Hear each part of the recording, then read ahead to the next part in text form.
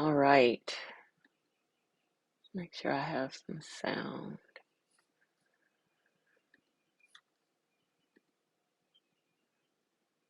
All right. Hopefully you all can hear me.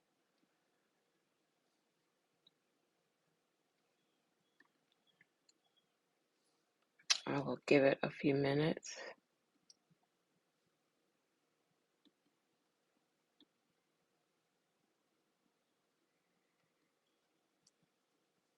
And see if we have some people to join.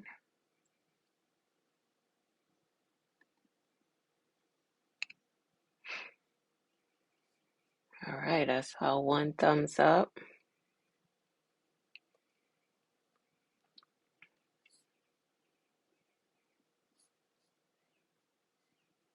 I'll give it a few more minutes.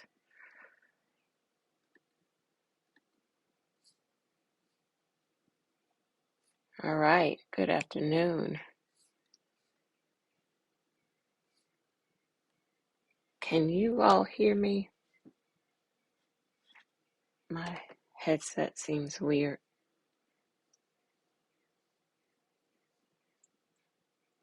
Good morning. Can somebody let me know for sure that you all can hear me? My headset seems weird.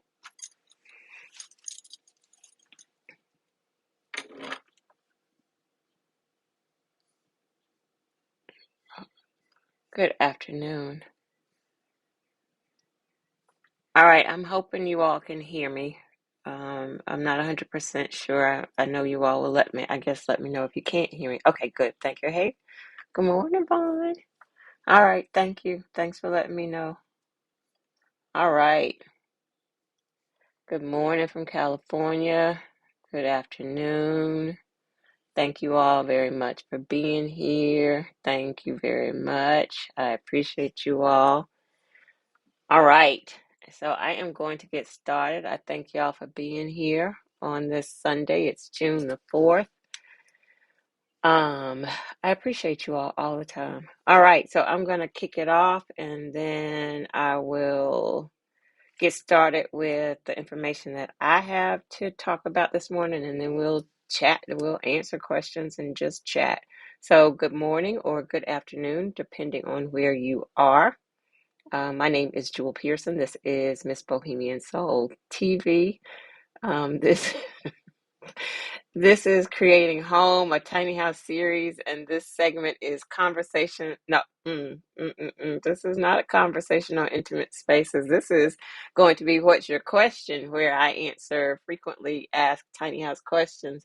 I'm giggling because somebody in the chat just asked me to marry them. So I'm giggling because I don't know who it is, but I might, maybe. Let's talk. Anyway. No, I probably won't. I've had this conversation just recently with Vaughn. I'm not sure that I want to get married, but hey, let's chat. Let's see what's on the table here. Anyway, this is the What's Your Question portion of the Tiny House series. This is Creating Home, a tiny house series, and this is the What's Your Question portion. I am all thrown off, where I answer frequently asked tiny house questions. And when I introduce myself, I like to say that I built a kind of fancy tiny house in 2015. And since that time, I have shared my journey to hopefully inspire others who are interested in the movement. I do offer coaching and consultations to help others in their tiny house journey. And you can find the links to schedule with me in the video description once it goes live. But that information is in all of my video descriptions. And as I'm doing this work, I serve up a lot of representation in the movement along the way. I always say that I want to be sure that we see ourselves in this movement. It is my intent to build figurative and literal community that is inclusive and accessible. And if you find this information in the video helpful, I hope that you will like it, you'll share it, you will subscribe to the channel, and then also turn on the notifications so that you'll know when content is available. So again, I say thank you very much for being here this morning. I prepared some information to talk This was a question, a carryover question from, let me go back to my right screen, y'all. Bear with me. This is a carryover question from maybe 2, 3 weeks ago. I saw a question in the chat. I think it was Sandra Randall. I think that's who it was that was asking if I could talk about what goes into actually moving a tiny house. And so I have prepared some information on that to talk through, and then we'll get back to answering questions in the chat. As I always say, as I'm sharing information, it is not for you to consider an all exhaustive list. You should still do your own research. I share information from my perspective, and I never say I know everything. So, with that, I want to talk about. So, um, I'll go through kind of the things that you have to consider in moving a tiny house. And so this could be moving from one place to another place locally within, your city, your county, or this could even be moving, out of state. So this isn't, I'm not just talking about like moving, relocating within the same property. So that's what we'll be talking about. And so one of the major things to consider in moving a tiny house is the method of transportation. How are you going to move the tiny house on wheels? And that's going to, the methods that you consider should be dependent on the size of your tiny house. If you're considering moving it yourself, you want to definitely consider your expertise. And then you need to consider the type of vehicle that you have to move the tiny house. And so, again, depending on the size, like I don't have a vehicle big enough to move my tiny house myself. But with that, I don't move my tiny house frequently, so I don't need to own the vehicle. I hire a tow service. And my reasoning for hiring a tow service is because those are professionals. They do that all the time. As I consider my tiny house, it is a major investment. It is my home. It is everything. And so the last thing that I want to do is take a chance to, save some money to and just move my own tiny house. A professional is going to have the expertise, they're going to have some insurance and all of those things, or you should make sure they have the expertise and the insurance, so that the responsibility lies with them. I can drop some services in the chat that I'm familiar with. Excuse me. Also working with a, a tow, some relatives that are getting up to speed on, or not up to speed, are establishing their company. And we've been talking about moving tiny houses as part of the logistical work that they do. So hopefully I'll have a personal reference to be able to provide. And so I'll share that in the chat. Other considerations for moving a tiny house is, as I've considered it, I prefer to move in the daylight so that I can absolutely see what is going on. And then I also prefer to move as early as possible to hello and welcome, to avoid traffic. Just, for let's get in, let's get it out, so that you don't have, you're very welcome. You have less um, time to have to, I mean, you have less opportunity. Excuse me, I'll have to talk about why I'm hoarse in just a few minutes. To deal with traffic, the less eyes, the less navigating traffic. Also for me, because I'm kind of moving under the radar, I try to get in and out. So as early as possible, less people are out that, oh, I saw a tiny house going down, blah, blah, blah. And, and eyes to follow you where you're going. So for me, I'm trying to get out as early as possible. And then the other consideration is to have the proper tags on the tiny house. And so this is, I'll share my perspective on the proper tags for the tiny house. So if you are moving, and so when I speak to tags on a tiny house is built on a trailer. And so you register that trailer, or that trailer is registered by your builder with DMV. So you get a tag. It has a VIN number, so you get a tag for that trailer. And so it is up to you, to obviously keep it up to date. And some people who are staying in the same location won't necessarily keep the tags up to date, which makes sense, if that's what you want to do. So if you're moving it, you want to consider, um, are the tags up to date?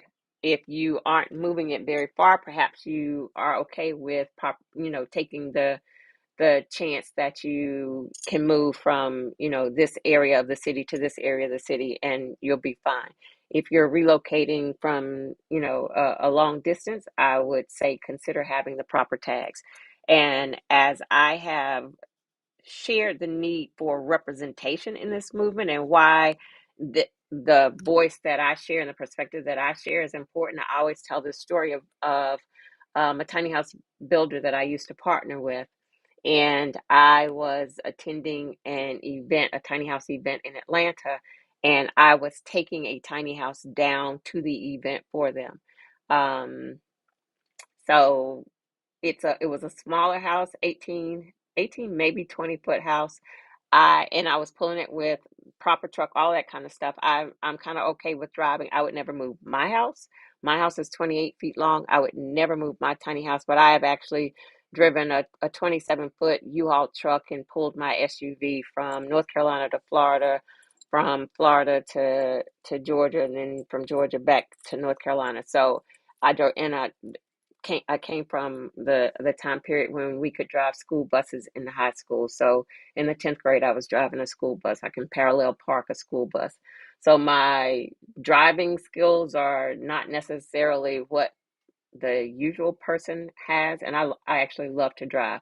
So there's a comfort level that I had in driving this 18-foot, 20-foot trailer, I mean, tiny house to Atlanta from North Carolina. So that's one thing. Again, I would never attempt to move my house. Um, but in working with this builder to take the tiny house down to Atlanta, I asked them about the tags for this tiny house. Were the tags, correct? And so they said, we don't have tags for this tiny house because they would take it to different events. They just didn't have tags for the tiny house, and they had always been fine. And so she basically said that to me. We don't have tags for the tiny house, and, we move it all the time, and we've been fine. And I clearly stated to her, I, as a Black woman, am not comfortable taking a tiny house on wheels, from North Carolina to Atlanta, knowing the tags are not correct on the tiny house. First of all, it's a tiny house on wheels that's going down 85 South. It's going to draw attention. It's going to draw attention of the authorities. Should I get stopped, the last thing I want to do is have a tiny house that I'm pulling that does not have proper tags. That's just me asking for trouble. That's not necessarily something my counterparts think about, because that's not necessarily how my counterparts operate in the world. But as a Black woman in this world, I know how I need to think and know how to operate. And so that is, one of the reasons why I always know that the representation and the voice that, I share is important, because there are some things that we have to think of that maybe my counterparts don't have to think of. And so, I'm adding to the list. If you're moving far, absolutely be sure that you have, your proper tags associated with that trailer. Um, or if you, that's it. That's all I'll say about it. Okay. Exterior check. So again, so now I'm talking about the exterior of the tiny house, the things that you'll want to check.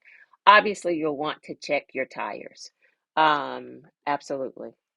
Obviously, you'll want to check your tires. Be sure, if your house is, especially if your house has been sitting, you'll want to check the tire pressure, the condition of the tires, all of those things.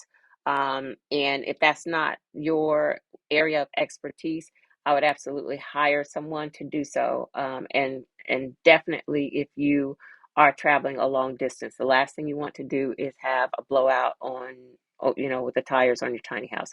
So check the condition of your tires. You want to check to be sure everything is, if you see rust, you want to check to make sure, everything is in good working condition. You want to check for things to have been lubricated, your lugs, if you've taken your tires off, ensuring everything is secure. So checking your tires. Oftentimes, the driver who is coming to pick up the house could do that for you. It might be an extra cost, but you definitely, before you move the house, they're not necessarily going to check that. They're sometimes just coming to pick up the tiny house and assuming that you've done these checks. So if you haven't done it, you want to coordinate with them to be sure that that's done. You also want to check out your hitch. Again, rust, make sure stuff that's supposed to be lubricated is lubricated. Again, I'm not an expert there, but I do know it's something that has to be checked. You want to make sure you have the right hitch, the right ball size for the size of your hitch. That's important. Um, Making sure that the connections from the hitch that connect to the tow truck, making sure your turn signals, your lights, your brakes, all of that work. If you have, like on my house, I have lights, like for backyard lights, exterior, front and backyard lights, checking to be sure that the lights on your house are secure. You push them in, whatever you need to do, you've removed them, to be sure that they're okay. Anything exterior that needs to be addressed, you want to be sure that you address it. Um, this goes without saying, but I'm going to say it because maybe somebody won't think about it. Making sure you've disconnected all of your lines. If you got plumbing lines, you've got electrical lines, you've disconnected all of that stuff. And you've also turned off the power and the services for those lines, so that you've handled that.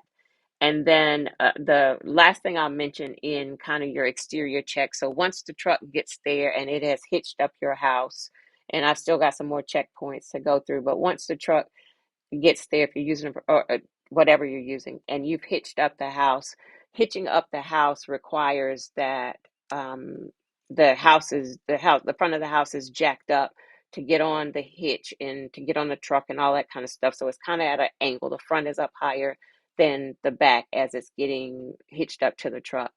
There was one time where it was a second time my house was being moved. Um, the driver hadn't lowered it back down. He had hitched it up high to get it connected to the truck, but he hadn't lowered it back down and leveled it out.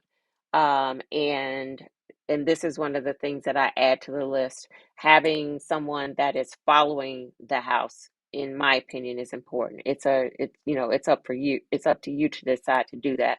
But it's something that I do just so somebody has an eye on the back of the house and can kind of be in contact with the driver and is just watching out for the driver.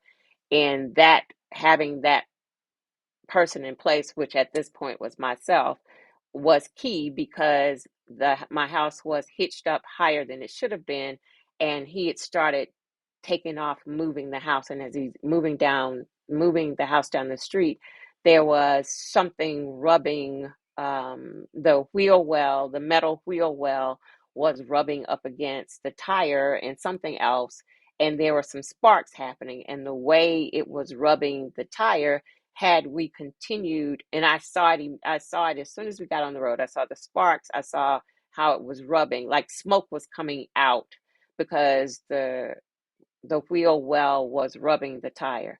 So had we continued that way, and he wouldn't have seen it until much later, because of the way mirrors are and the angle and it being so low.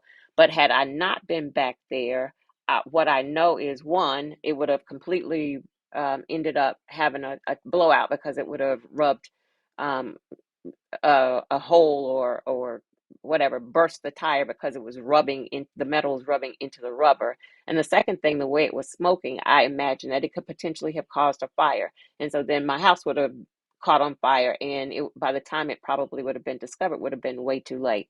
So that for me is key for why it's necessary for someone to follow your home and just keep an eye out. Now, I also learned in the process, I don't necessarily have to be the one to follow my house because it is nerve-wracking for me. No matter how many times I've moved my house, it is anxiety causing.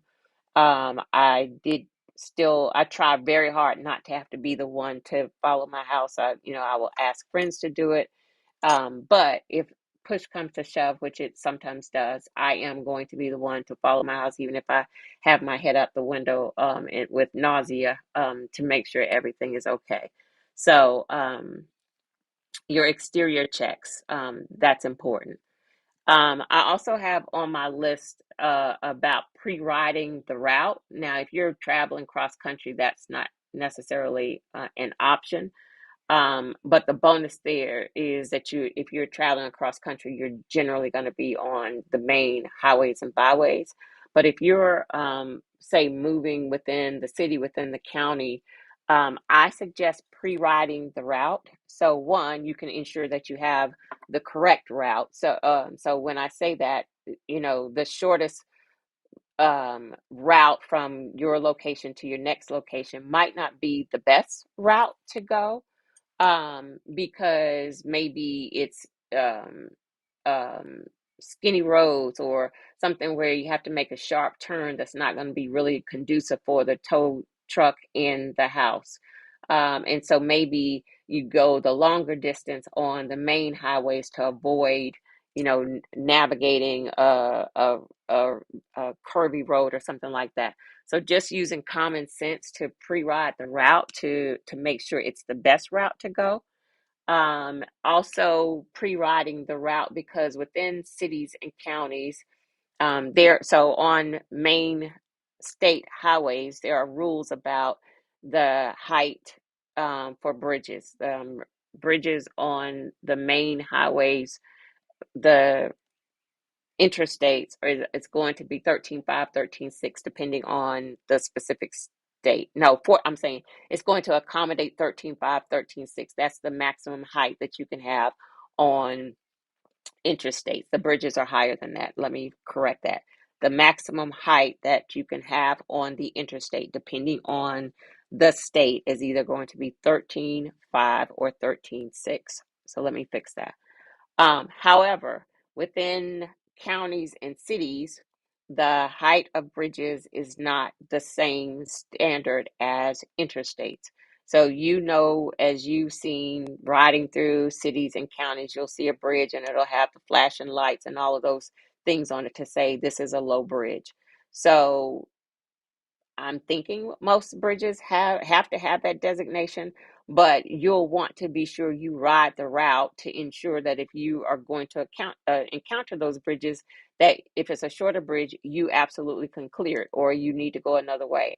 I'm thinking most of us have seen the pictures or the videos of the people who don't do their due diligence, and you see a truck that has been the top has been sheared, or actually, an RV, the top is sheared because they apparently didn't think those flashing lights were for them, and they take off the top of their, the vehicle. So that's the last thing that you want to do. So riding the route to make sure the bridges, the overpasses, they're not low hanging wires, making sure trees are okay, riding that route to ensure the house and the height of the house will be okay.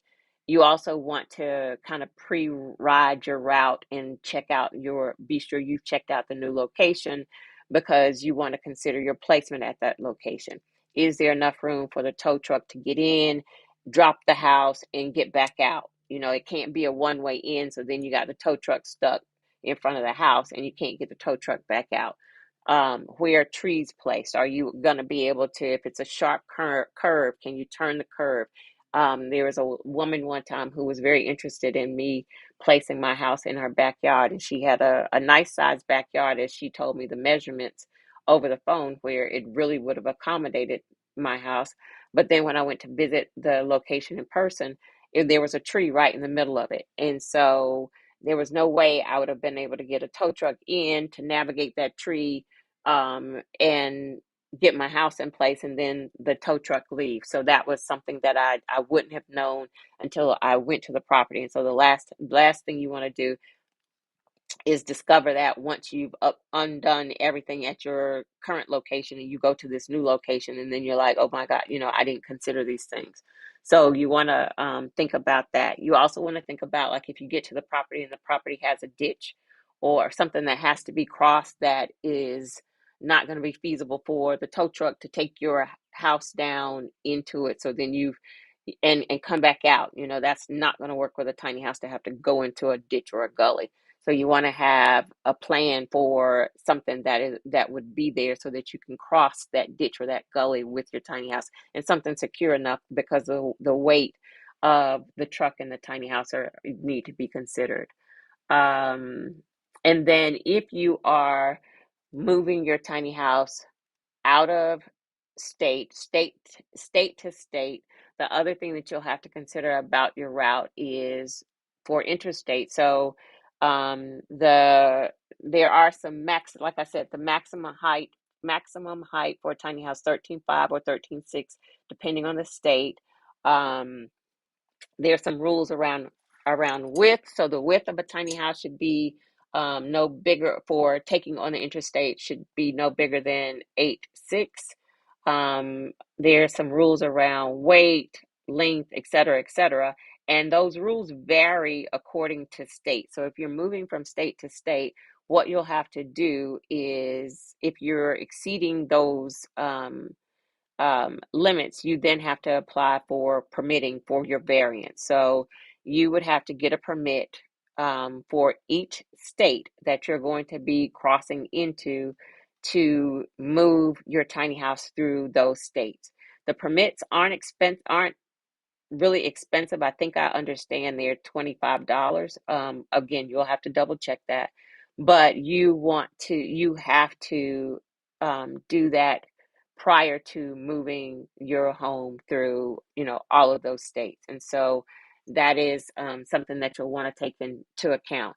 Oftentimes, the tow service or the moving service can do all of that work for you, but you want to be sure that you do it. And then the other time, and sometimes you will have a oh my God, I just lost my word. Um, I lose my words. Um, the cars, I can't think of what they call it, but the cars that are following behind. You've seen the cars like with mobile homes as they're going um, through different cities and states, where those cars have the flashing lights and they have the sign that say wide load or whatever it is, to it to clear your path, to ensure, like, if you're over the width of the lane, they're kind of blocking people from passing you and that kind of stuff. So if that's something that you'll have to coordinate if you're moving from state to state, to ensure that you do that safely. And I think the last thing I have on my list about moving a tiny house is addressing packing. And so when I'm packing my tiny house up for a move, I am securing all of the items in the house that could potentially fall and break. So artwork is coming off the walls, dishes are being secured, escorts. Thank you, Jesus. Thank you so much. That's exactly what I was trying to say. Thank you, Quay. Um, Quay for the win. That's all I wanted to say, was escorts and Robert or spotter vehicle. Thank you. I knew somebody would know the words. Y'all know sometimes I struggle. I'm sleepy. Um, but I'm securing. I appreciate y'all for stepping in. Y'all know I mean well. Um, Securing everything that's in the house. And so for me, what that looks like is, I will get boxes and I'll leave the boxes inside the tiny house, but things that are going to fall and break or move around, I will, put them in these boxes. I probably will put them in the boxes like with my blankets and things, pillows and things that are already in the house. So I'm not necessarily going out, and like with moving a, a traditional house, you're usually going out to get paper and all that kind of stuff to wrap stuff. So I'm not necessarily going to that level, but I'm always moving within the city. So if you're moving out of state, you might want to consider going to that level. So let me clarify that. Um, but I appreciate you for having me. I'm putting stuff like that in boxes inside the tiny house, and I'm, securing it with pillows and blankets. I use my bathtub for some stuff, not obviously not my dishes, because that's gross. But things, I put my plants in the bathtub as I'm moving them. I'm um, taping my cabinets or bungee cording cabinets that are going to open and swing open, and so to secure them.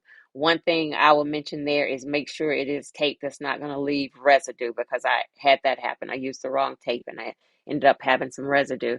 But again, I'll put boxes in the tub sometimes to hold them together. But anything, especially in my overhead lofts, anything that is, and the house isn't like swaying a whole lot, but still stuff can fall and break. I'm not doing things like taking down my ceiling fan. It can stay up there. That's not something that I have to do.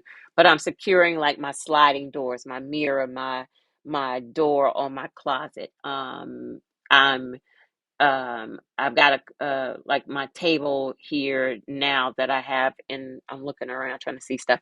I might turn the table over so that the top, the heaviest part is now on the floor to help it stay in place. So that is what I'm doing on the inside of the house, is securing things.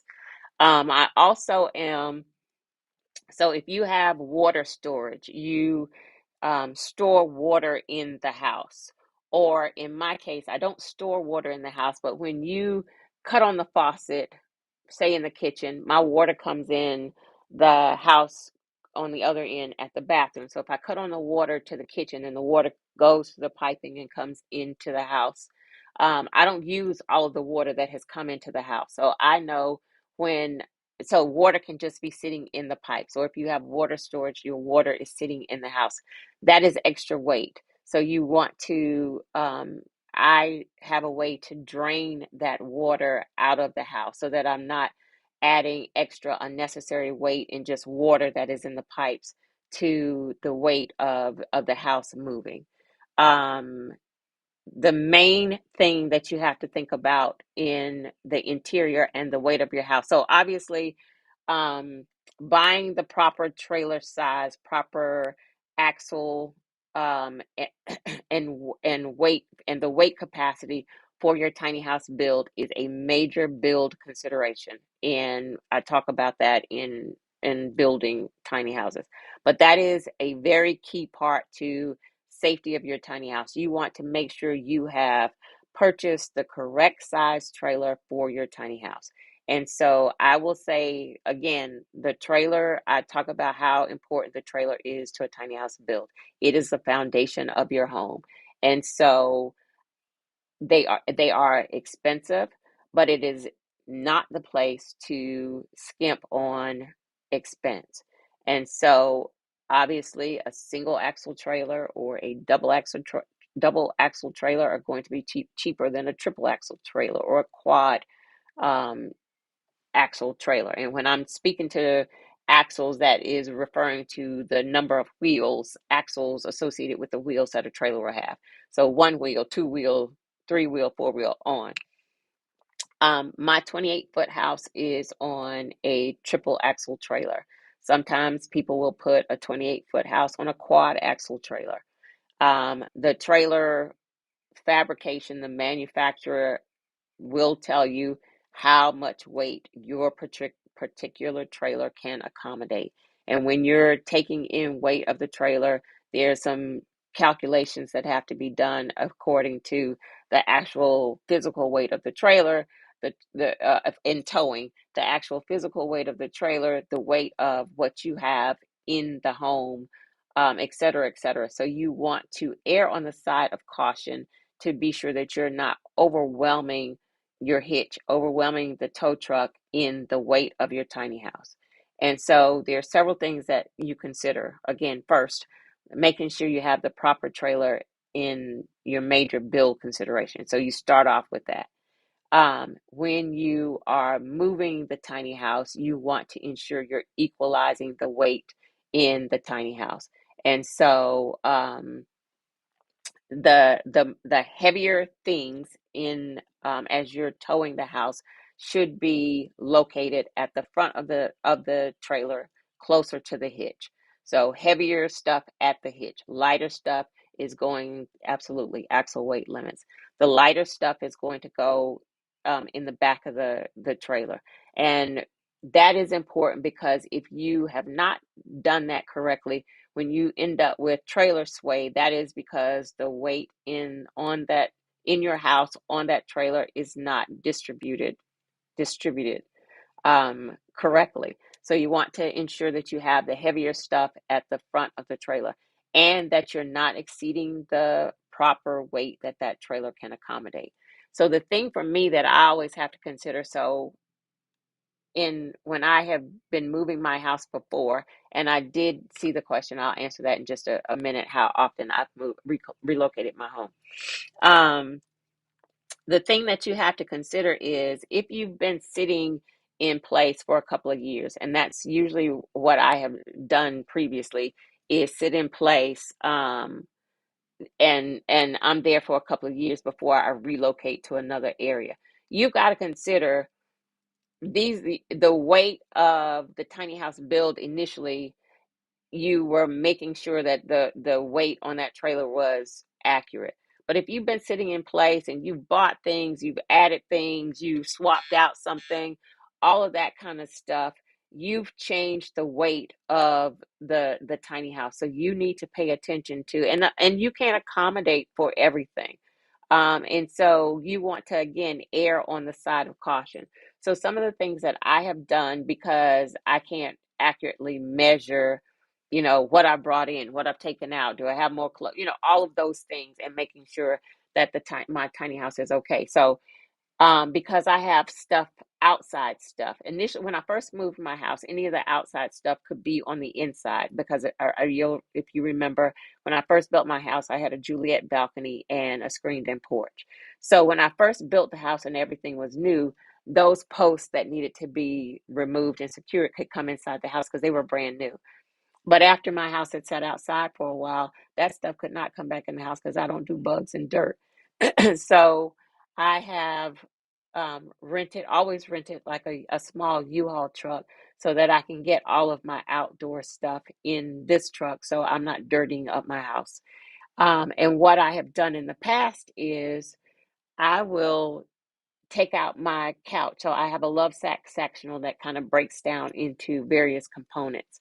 I have taken that love sack sectional out and put it in the the trailer to just lighten the load of my tiny house, because I might not be able to think about everything that I've added to the house in the 2 years that I've been sitting in this space. So again, I want to err on the side of caution so that I am, again, not overwhelming my tiny house trailer. Um, thank you. And so, um, thinking of that, making sure everything that is going to move around is secure, making sure that the other thing, so thinking, when I say making sure everything that's going to move around is secure, think about things like your blinds. If you're moving and you've got blinds on the window and they're constantly banging up against your window, that's not a good thing to happen.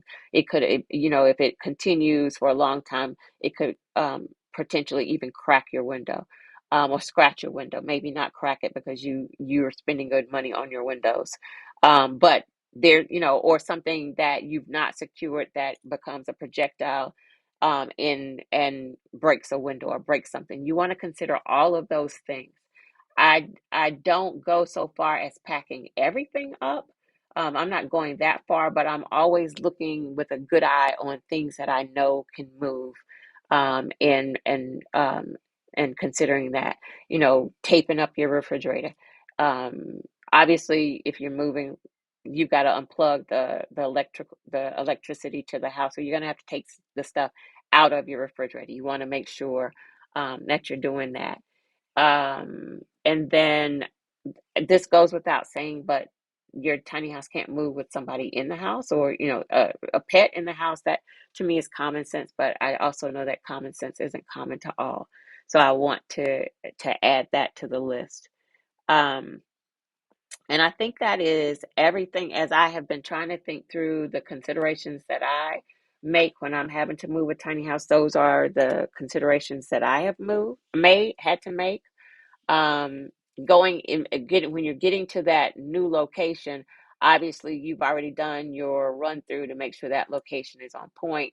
You know where you're parking the house because you don't want to have to get the house there. And then you're navigating with the tow driver and having to figure out, and he's sitting waiting, how you're going to move the house, all of those things. And so for me, that is a big deal where I visit the location several times because I want to know where the sunlight comes in on that location, so I know how I want to turn my house.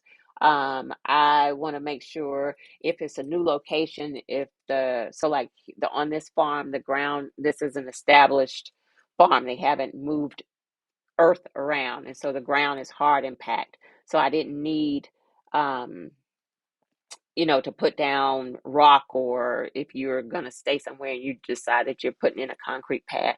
I didn't have to do any of that because this ground is hard here.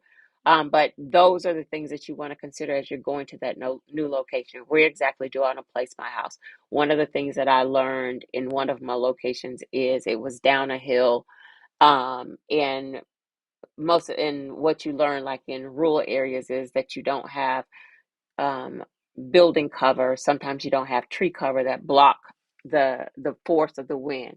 And so in this particular location where I was located, the wind came at full force, and it would just be, it could just be a regular breeze, but because there was nothing to block that wind, my house was constantly feeling it. Not my house doesn't move. Again, I've shared very many times that would be a deal breaker, but just the way the wind would come down it had kind of a force to it. And also, I was down the hill. And so when it would rain, the way the rain would come down and kind of settle right in front of my house. And so those are the things that you want to sit at that new space and consider before you move the house. And you're not going to figure out everything, but you do want to try to consider move what the situation will be when you move to that new location. One of the things that I do when I go to a new location, once I've figured out where I want the house to be placed, um, Lowe's and Home Depot, those big box places have inverted spray cans. And so you can go out, the same kind of things that they use to mark the roads and stuff. So I go out and I end up marking off the space of this is where I want my house to go. So it's easy because you can have it in your mind. You can swear you're going to know the spot. But it's easier, for you to remember. It's easier for the truck driver to say, okay, I see these orange lines. This is where I need to put the house. And so I'll do that as well at that new location. And I'm marking off, like, so I know how far I want my waste tanks to be from the house. So I'm marking off pathways and understanding, making sure the flow will work at this new location as I'm putting my house in that new location. So those are the considerations, some of the things that you consider for your new location. Okay, I feel like I have been talking a lot. Okay, so there was a question that said, others may know this, but how often do you relocate your home? So I have shared for this particular location, since I added this sunroom space and this and my screened-in porch, those two, this room that I'm sitting in and my porch are not built on a trailer, so they're not mobile like my tiny house is. And so, it was an expense and a lot of work, and I'm kind of tired of having to deal with officials, having to move. So I don't intend to move my house anymore. This is home. This is final location. And it's a challenge for me being this far out, but it is a trade-off for me in that I get to be in my home. And so I kind of, try to stay in that place of gratitude for that. But I'm not moving my home anymore.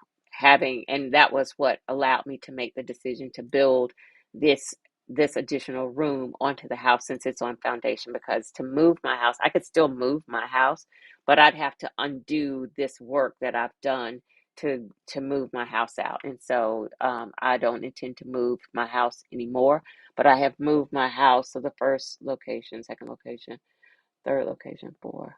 I think this is location number, I think this is move number 5 and location number, wait, let me make sure. Um, yes, this is location number 5. Um, I'm struggling this morning, y'all. I have to tell y'all the story.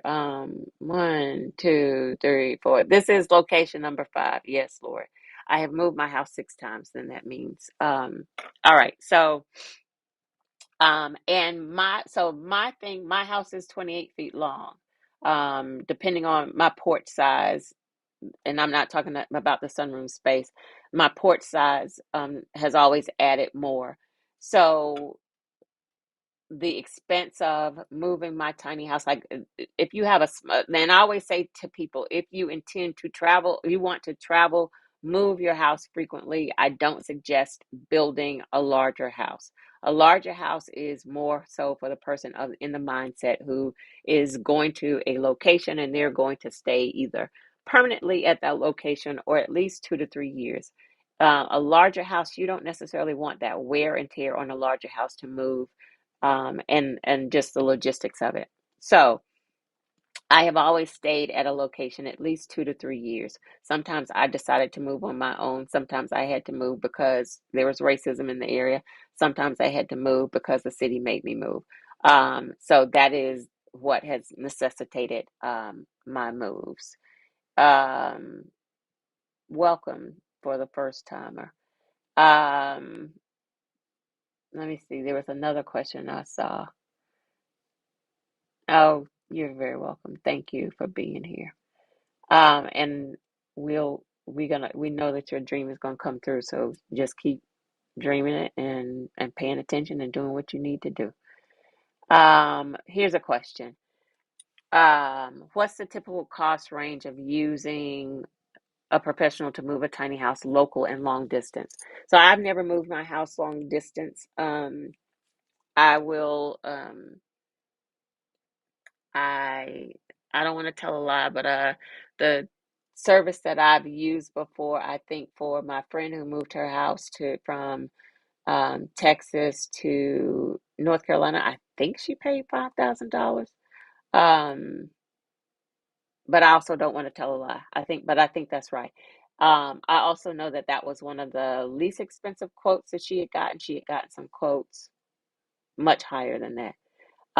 For my local moves, it's going to depend on the tow service. I have paid, sometimes they charge, and sometimes services charge by the mile.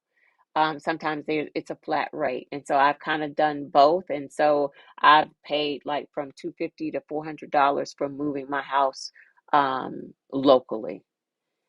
Um, let's see. But um, you can obviously get some quotes. There are a lot of the services that move stuff that that if your house is in the area and they've already got something that they're moving, they will come and pick up your house, and sometimes that will save you some money. Um, Definitely get some quotes, but it is not the thing that I skimp on and say, I got this friend who might be able to drive it because he's got a truck and I'm going to let him move my house. That's not how I get down with my house. Um, Robert is asking, why do I feel the need to move my home continuously? So let me talk about the times that I've moved my home since you asked. Um, the very first time, the very first location where my tiny house was placed, it was in an RV park in South Charlotte. And I ended up having problems with racism to the point where I had to have a friend who was a police officer come through occasionally to ensure my safety.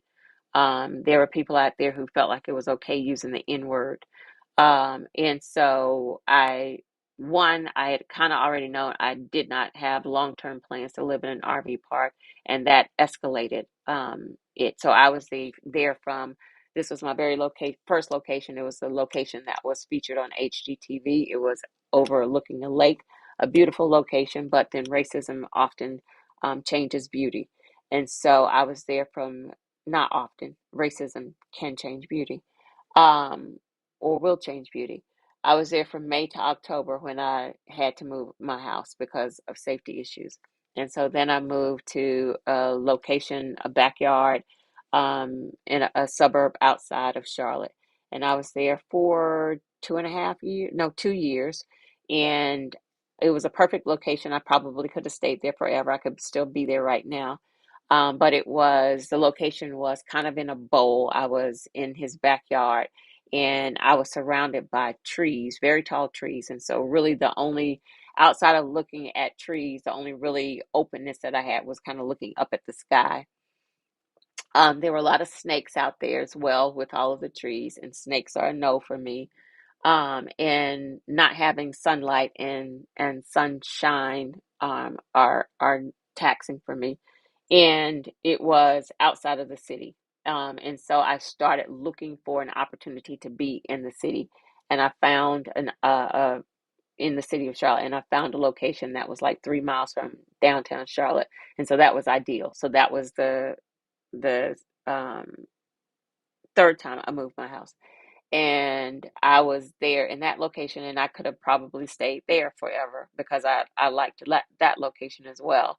But then the city of Charlotte, the neighborhood is going through gentrification, and the city of Charlotte zoning and building code enforcement were in and out of the neighborhood, and so they saw my tiny house and they couldn't tell it was on wheels because I always camouflaged the wheels, but they thought the property owner had built an unpermitted ADU.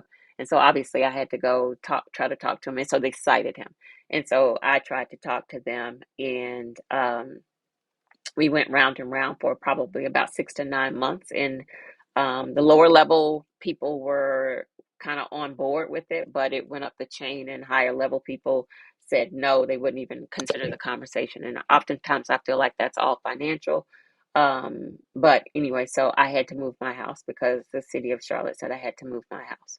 So then I moved to another farm that was not the farm where I am now, and I was only there for a few months when people in that area, racism reared its ugly head. People were coming onto the property. People would come to the door. People would drive trucks through the property, um, doing all of the things. And I was out there on that farm by myself. And it became scary. It became a point. People would sit at the end of the road and actually sit and watch me like I was um, on display for them.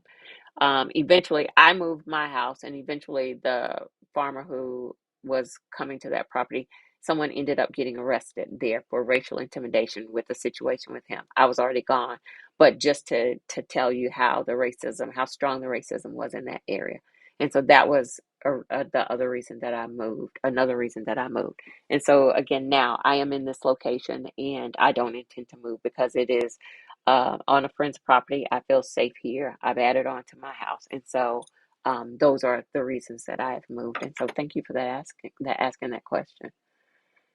Um, let's see.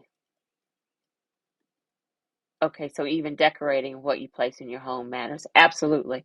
Yeah, unless you're going to a location and you know that you have no intentions of moving your house ever, then you can, if your house is going to sit there, you can kind of, it can kind of be a free for all and do what you need to do. But if you are going to have to move your house, you want to be sure that you're paying attention to your trailer weight, all of those things. And yes, thank you. ADU is accessory dwelling unit. So that's a secondary building that people can place in their backyards. Some cities allow them, some cities don't. Most of the rules around ADUs are that the homeowner has to build that house, or that structure in the backyard has to be on foundation, blah, blah, blah. They have to own both properties. One of the things that California is doing very well is allowing tiny houses on wheels as ADUs. And because they recognize that there's an affordable housing crisis, and tiny houses on wheels could be used as a solution, a viable solution. So they are allowing tiny houses on wheels as ADUs. They're not requiring that the homeowner be the same owner for the tiny house. They are allowing them to work with someone who has a tiny house and place their tiny house in their backyard. Same situation that I was in, but they are permitting it. Sorry that I hate when people say acronyms and don't explain it. So apologies that I did that. Oh, okay, so Robert, your next question would a mobile home RV be more practical? So for me,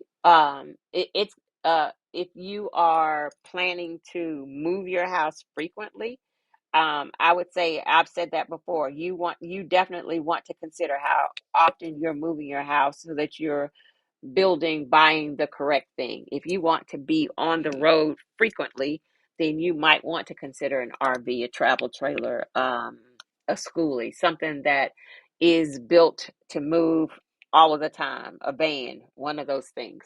Um, a smaller tiny house on wheels can be moved more often than a larger tiny house, but you still have the challenges of placement, et cetera, et cetera. But a tiny house on wheels is more mobile than my larger tiny house.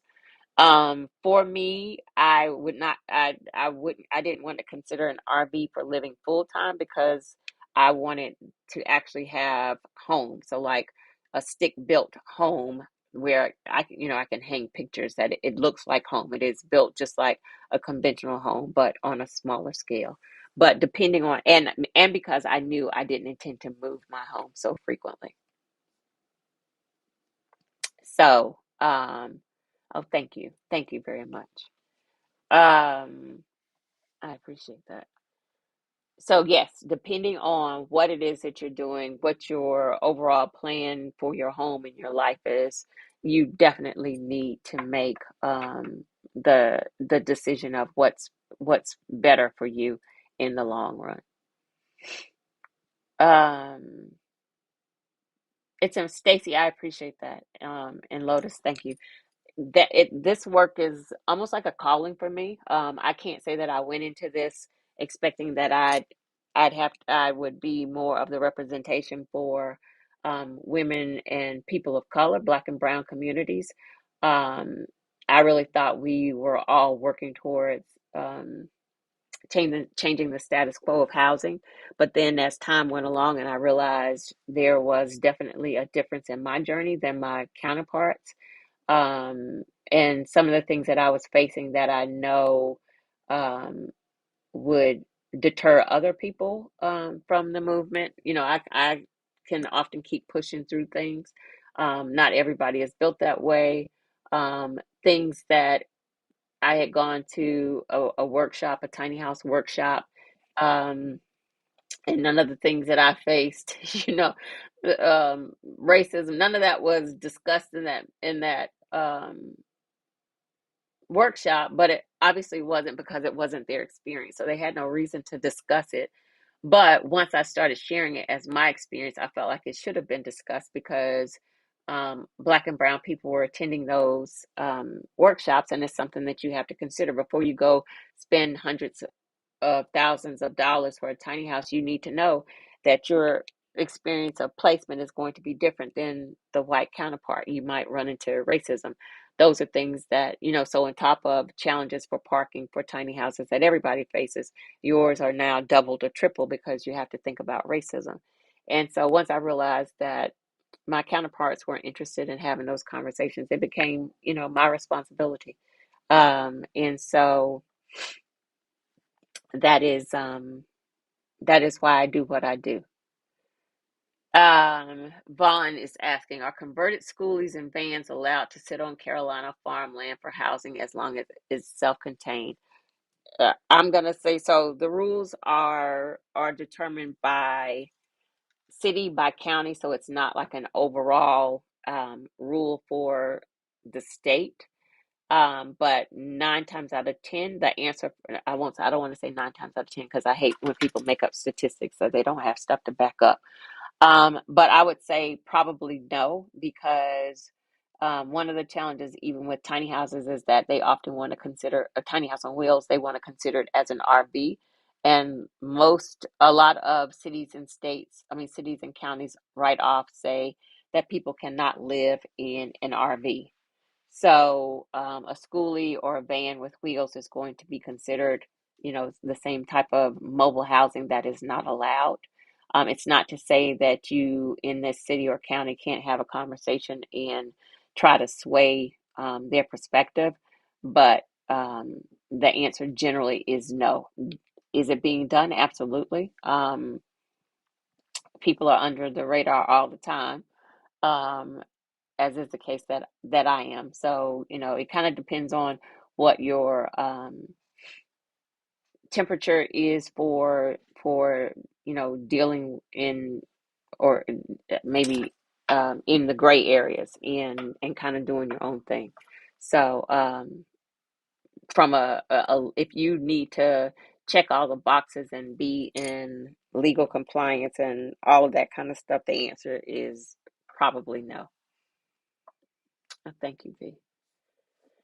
All right, that's all I've got. I don't see any more questions in here, that I don't think I've answered. Let me double check.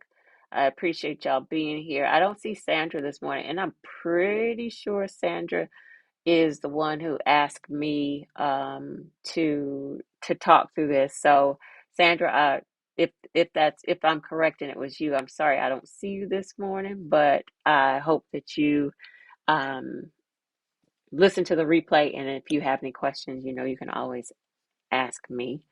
Um, absolutely, absolutely, it's important. It's safety. It's our life. It's not something that should be glossed over. When I've dealt with those problems, I have been unsafe. I don't. I have had to secure means to ensure my safety, and that's not anything I had ever considered prior to. But I'm not getting ready to be a sitting duck. So it is important. It's an important conversation. And Robert, you had asked me about. Sorry, I did. You asked me before. Have I ever considered buying vacant land to build a tiny house community? I wish it was as easy as that. So you have to have the permissions. The land has to be, um, you have to have permission. The land has to be zoned for that. You have to have the city say you can put tiny houses on wheels. And so it's not as easy as that. Most of the time, the answer is no to that. Our land that's zoned is like RV property, previous RV, mobile home. You might have a better chance with that, but it's not as easy as just buying land and creating a tiny house community. But it is something that is absolutely something that I want to do. And it is, I've said before, it's like the one of the last things on my to-do list before I call it retirement, and I live in my house and mind my business, and stop answering questions and engaging. So it is something that I continue to explore how to do, and it is definitely something that I want to do. And I'm glad to hear that that's your calling. I think that's beautiful that you want to help single parents move forward with their lives. As a previous single parent, that's important, and I appreciate that. Um, th- Thank you very much. Um, Robert is asking again about me marrying him. I don't know Robert, so I can't marry a stranger. So Robert, you got work to do. Um, Hello, hello. I'm glad the answers were informative. All right, folks. I thank you all for being here. Let me do my right. Absolutely. I always think big, even though I live in a tiny house. I think big. So I am working on this. I'm actually doing some exploring in the next couple of weekends to talk to people about land and property and community building. So yeah, I'll keep y'all's fingers crossed, because that's something that I definitely want to do. And I'm hoping that that opportunity comes around. All right. I don't see any more questions in the chat, so I am going to close. Oh, I was supposed. So for those of you who follow me on social media, I am going to add these stories in social media. So Friday, not this past Friday, Friday a week ago, I found three kittens driving to my house, three black kittens just in the middle of the road.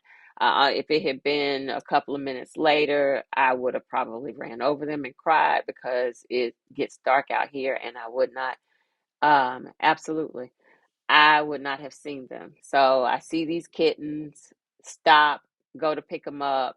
one runs.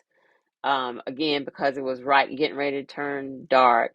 I'm out in the dark, out on this in this wilderness in the dark, and it gets dark out here with my flashlight on my phone, trying to find a black kitten. God was with me because I found it. I found the little kitten. Because my conscience was going to bother me if I didn't find that one kitten and had him left out there in the wilderness by himself. So I found the three kittens Friday night. I put them in the dog crate I have, fed them, and I had no idea what I was going to do with kittens. My allergies, thank you very much. My allergies were jacked up. I'm allergic to kittens. I'm allergic to cats, but I'm trying to figure out what to do with the cats. So there are some feral cats in the barn next to my house. One of the feral cats just had her own kittens. She had four of her own. So the next morning, I had Googled that sometimes cats that have kittens of their own will take on orphan kittens. I kind of know who these kittens, kind of think I know who these kittens belong to because there were two feral cats over there that were pregnant. A black one, which is actually the mother of the other cat that was pregnant, and I haven't seen her in a while. And so I take the three kittens over to the new mother who already had her four, and she takes those three kittens. So I'm very grateful. Saturday, this was last Saturday. I got the little kitten situated because I didn't know what to do with them. So she has seven kittens, four of her own, three of the new ones, and I feed them occasionally because I want them to stay around, and clear out and take care of the property. I haven't seen any snakes. I see them catching mice, so we good. We got an unspoken agreement. So that was three kittens last Friday. I come home late last night. It was 12:30. I'm going down the road, and if I it was hard to believe. I was like, do I see another damn cat? There is another kitten in the middle of the road. Cutest little thing, black with white feet, like these big old white socks, just standing in the middle of the road, 12:30 at night. I stop and get this other kitten. I'm like, okay, this is kitten number four. And so 2 o'clock in the morning, I was over at this barn again, trying to take this kitten over there to see if this cat would take this kitten. And bless her little heart, she took that other kitten. But it took a while because this kitten was just trying to wander. I'm trying to get him focused on, we trying to get you a new mama. He's wandering. I was trying to hold them my sneezing so I wouldn't scare them. Ended up making my nose bleed because I was holding in my sneezing.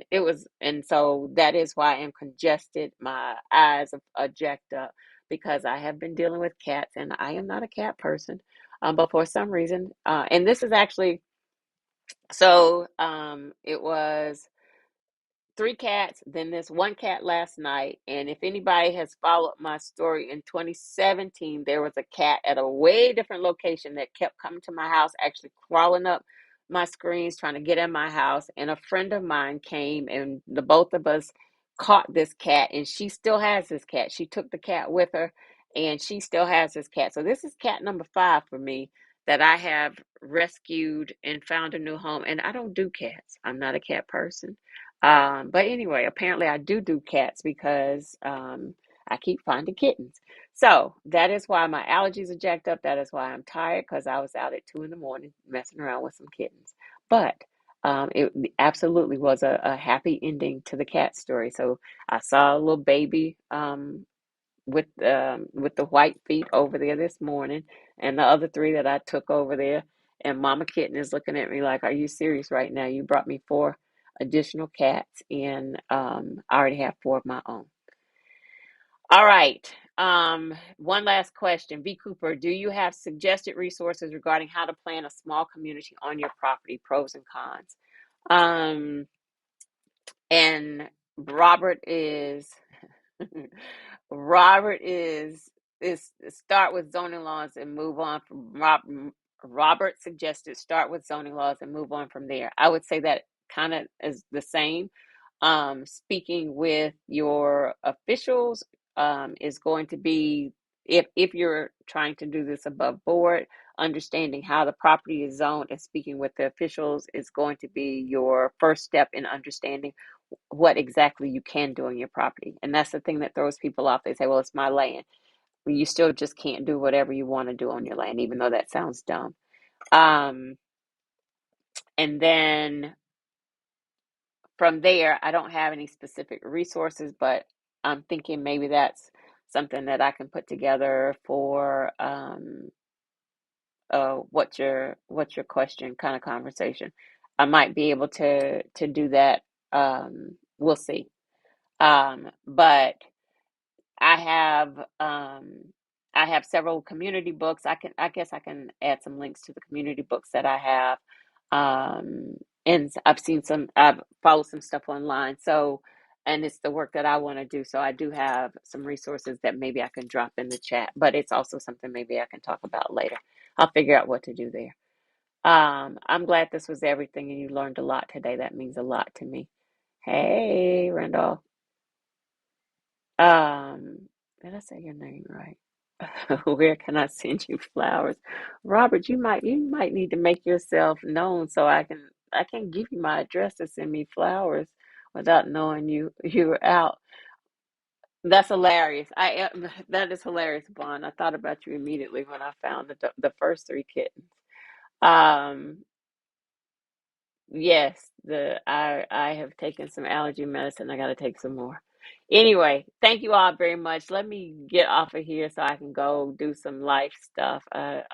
So let me close out. I thank you all very much for being here. This has been the What's Your Question portion of the this Creating Home Tiny House series. Um, and I alternate between what's your question and conversations on intimate spaces. I'm glad you thought it was great information. So I thank you all for being here. Again, I ask you to join me on Sundays as I'm sharing information um, for either, a conversation or what's your question, where I'm answering frequently asked questions and questions in the audiences. Thank you very much. Um, If the video was helpful, I always ask that you like it, you share it, you tell your friends about it, and be sure to subscribe to my channel and then turn on the notification so that you'll know when content is available. All right, that's all I have. Thank you all very much. Thanks for, as always, spending your Sunday early afternoon or morning with me. I so appreciate you all. Thank you, thank you, thank you, thank you. And we will talk again soon. Have a great rest of your day.